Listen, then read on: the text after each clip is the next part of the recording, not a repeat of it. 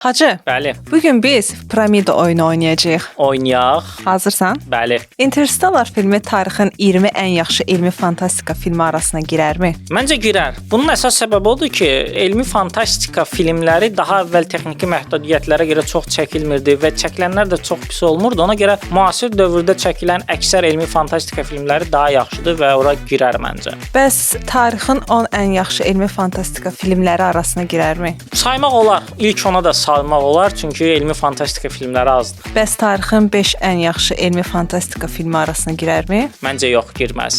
Çünki orada rahat bir ilk 5 dənə belə film var ki, onlar, yəni mümkün deyil də onları keçmək Interstellar'ın. O zaman 5 filmi say. Sayım da 2001 Kosmik Odiseya, Stalker, Alien, Blade Runner, 3-cü növdən yaxınlaşmalar, sonra Arrival filmi məncə daha yaxşıdır. Legeti filmi var, o da yaxşıdır. Under the Skin, Solaris, Bəşəriyyətin övladları. Yəni 10 dənə saydım. Belə başa düşdüm ki, Interstellar heç ilk 10-a da girə bilmir.